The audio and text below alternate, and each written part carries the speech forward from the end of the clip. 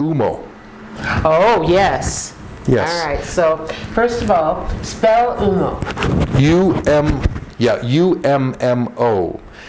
Now, the significance of this meeting was that just 2 weeks prior to that, Jeff Demmers had just released his book on the Ummo. Jeff Demmers is the president of our nonprofit organization called the Infinite Voice Project. We organized a nonprofit so that we could get grants, maybe to go out and spread the information about the Ponti and other star nations and to teach. And Jeff, in working behind the scenes for a lot of things, has met a number of people.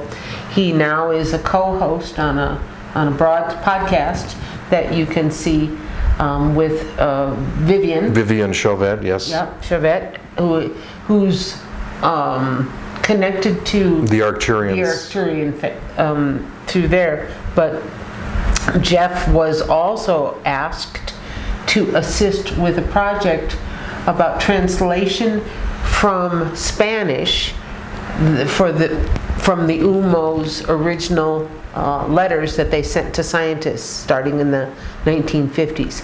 If you've never heard of the star nation called the Ummo, when you ask a person in North America about a star nation person, the very first thing they picture are the Zetas. Mm-hmm. The large, dark eyes, big head, the slender body type. But if you go to Europe and asked about star nations, they don't picture a Zeta first. If they're in France or Spain, they picture an Ummo first, because the Ummo's major facility was underground in the mountains of the Basque country between Spain and France. They came in 1950-ish and just recently left they haven't left the system.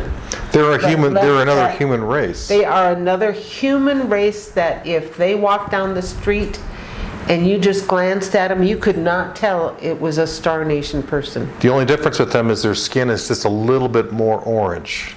They also tend to be a little bit more robust than we are. And what I mean by that is the men average 6'5" instead of just under 6 foot. So, and the women average just over 6 foot. Mm-hmm. And so statuesque, beautiful.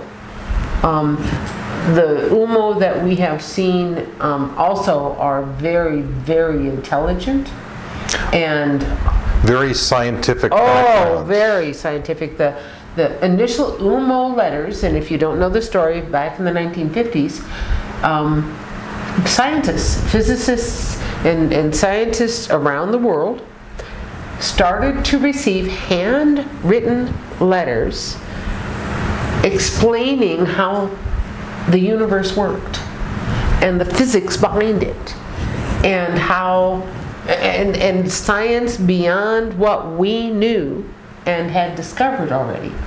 Well, these scientists who had been receiving these handwritten letters in the mail thought that they were the only one until they started talking about it at a scientific conference. And suddenly the number of scientists that were receiving these letters started to become apparent.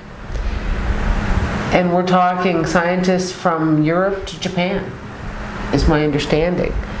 From 1950 on, probably at least for 20 years. I don't know that for sure. I'm not an Ummo expert. But what I can tell you is now 17,000 pages of scientific data later from the Ummo, those letters, called the Ummo letters, have been correlated and published. If you speak French, I think that's the publication, the original publication was in French. Spanish, I believe. Oh, okay, Spanish or French. Yes. Our friend Jeff Demmers took that original stuff and then translated it into English. And if you look up the word Ummo, U-M-M-O, and Jeff Demmers on Amazon, you'll find his book. Mm. So, shout out to Mr. Demmers and all of his hard work and absolutely. assistance Good job, Jeff. to us. And thank you for doing that translation. I know he worked on that for a long, long time, trying to get it right. And I'll tell you a little bit about the Ummo culture. So the Ummo are from the Virgo constellation, and they're very scientific, very scientific. To give you an idea of how they look at their perspective of things, Jeff had showed a picture. It was just a hand-drawn picture of the ground with the sun and some rocks and a rabbit on the ground. And this is how a human would look at it. And Right. it was just plain like that. And then he said, this is the perspective from the Ummo. And then there was all these mathematical calculations and scientific stuff that was going on in relation to this, the angles, and Wow. just very scientific, a complete different perspective of how they look at the world. Wow. On their planet,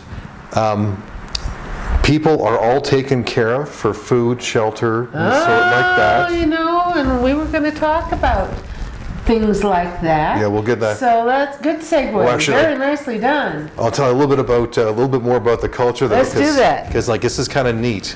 So they all have these houses which are kind of cylinder-like, and all of their food is provided through tubes.